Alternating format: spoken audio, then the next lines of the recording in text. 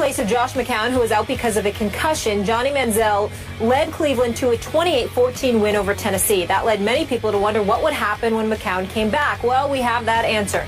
Josh McCown will start ahead of Johnny Manziel this Sunday when the Raiders come to town. That after McCown passing the NFL's protocol on concussions. Jerome Bettis is still here.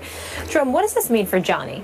Actually, you may think I'm crazy. I think this is great for Johnny. Everybody's saying, oh, man, you know, Johnny's going back to a backup. You have to understand part of this could be a test. They want to see how are you going to respond, okay, because you're this new Johnny Manziel. How are you going to respond going back to the number 2 position after you had a good game? That's part of it, one, okay? Can he be this veteran guy that he's claiming to be now, okay, and not this young, immature football player that he's once been? So now that's part of the process, but the other part is he's still developing as a quarterback. So now what you see that the things that you've given him in the offseason, they're paying off. They're working. So let's continue to develop him, continue to work with him. He doesn't know all of the nuances of the NFL, of the quarterback position. So now you're giving him a chance, and he's watching it, and now he's going to be a lot more invested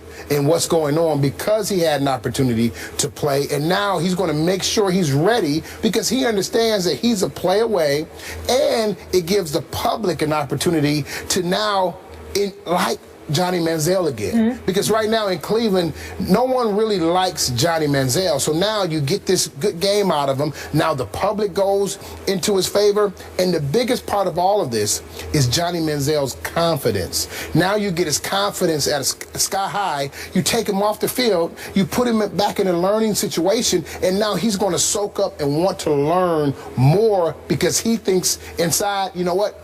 I'm ready. I know I can do this. That winning is contagious. Because at the end of last season, he said some things about, well, if I can't get better, if I can't do it, I need to find something else to do. That is a sign that there's no confidence there as a football player. So now you're building his confidence, okay? You're building his resume.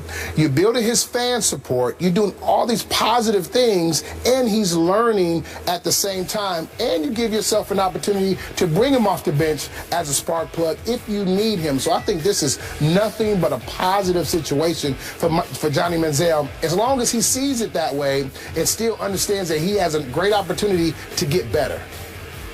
You buying that? Yeah, I buy it. He has to see it as an opportunity to get better. I think he will, because I think the presence of McCown helps that. If you had a quarterback that wasn't willing to help you, that was experienced enough and wasn't willing to share those experiences with you and help guide you to elevate you, that would be different.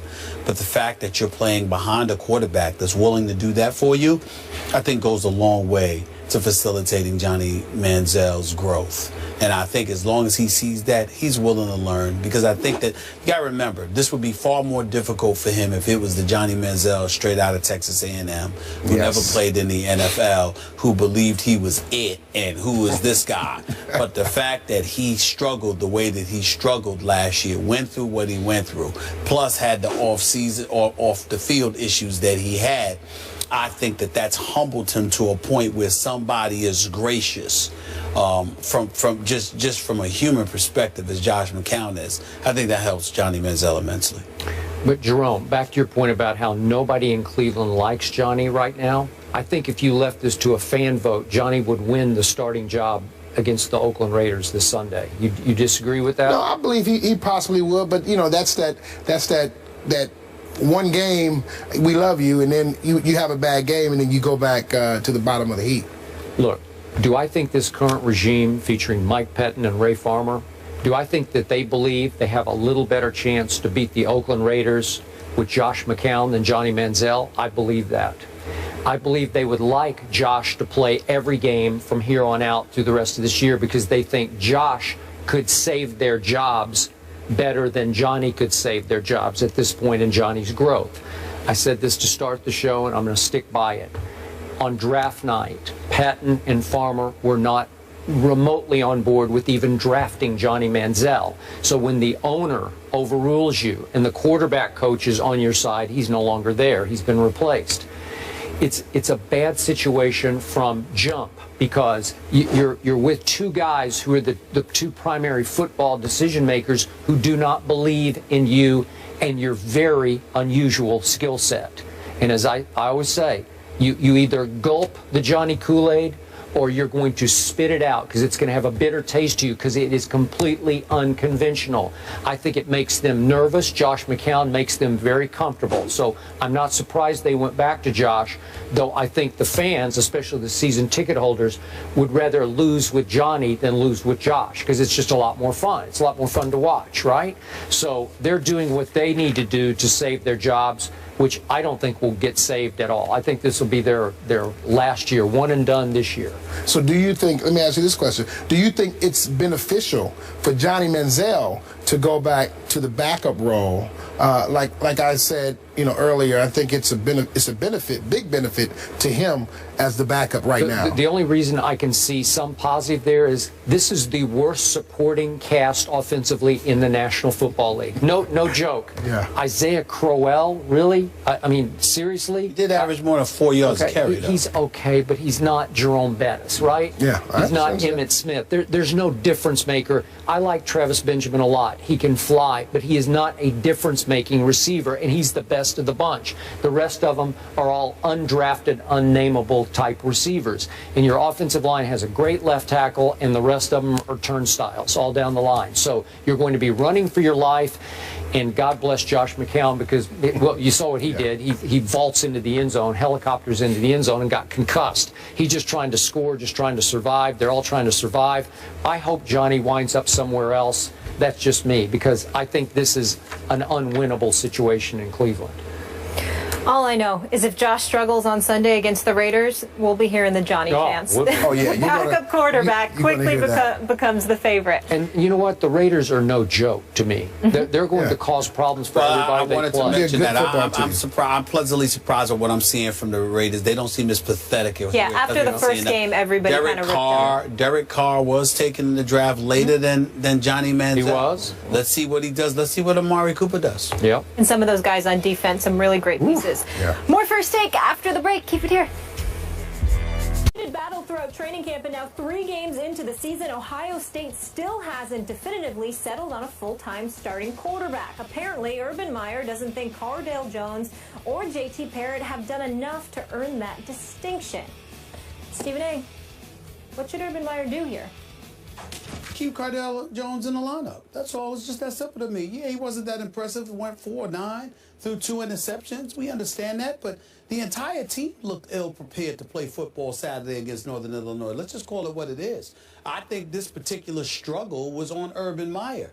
Urban Meyer, we know to be an exceptional coach, a great coach, champion multiple times over. We know what this man's resume entails, but I thought Saturday afternoon's performance, this team didn't seem as prepared as I'm accustomed to seeing his teams be. JT Barrett can play. We all know that JT Barrett had a sensational season prior to going down before Cardale Jones ended up coming in and shellacking Wisconsin in the Big Ten championship game, and then the national semifinal.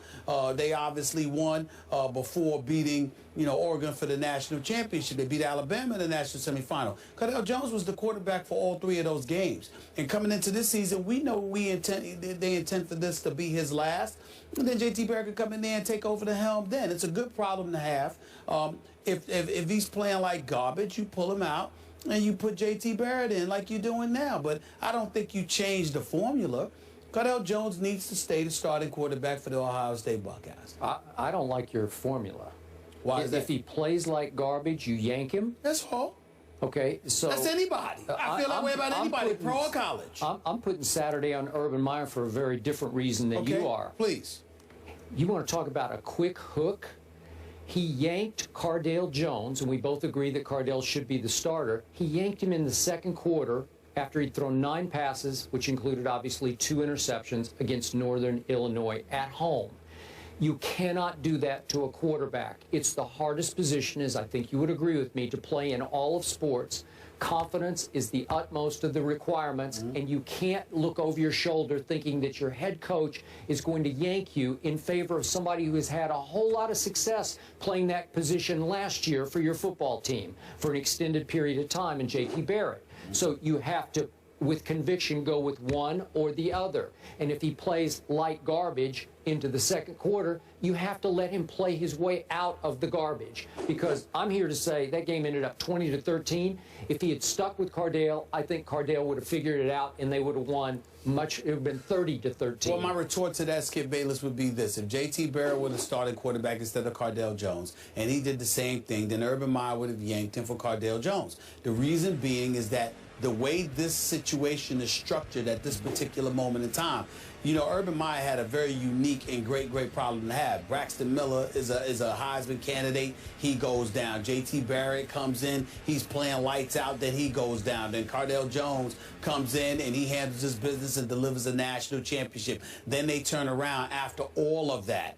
Okay, and what happens? What transpires? You got all three wanting to come back this year, and Braxton Miller is willing to play wide receiver. And so when you look at it from that perspective, it's clearly obvious. It's obvious and clear that Urban Meyer knows what the situation is, and so do the quarterbacks. There's no definitive one guy that you're going to leave in there no matter what. It's not because you just lost confidence in him. It's because you believe in both that much. So when one is having a relatively bad day, you can bring in the next guy because you have no doubt that they're going to be able to produce. This is not an ordinary quarterback situation. But you can't play musical quarterbacks with those two. What I'm saying to you is that Urban Meyer clearly walked into this season with that idea in mind, and they all knew that was going to be the MO because of their situation. It was very unique. So because of their situation,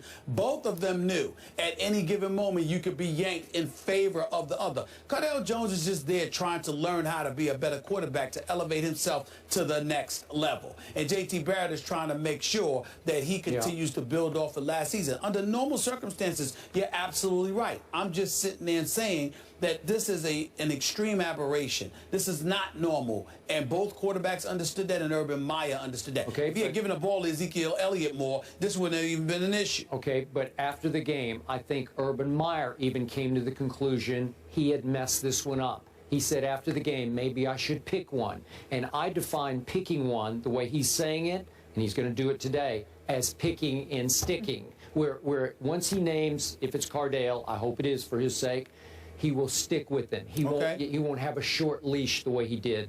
Maybe the leash was too shorter. Maybe it was. Maybe it was too short, but I do understand the situation. Well, we'll find out later today, and they host Western Michigan Saturday at the Shoe. Looking forward to seeing that game.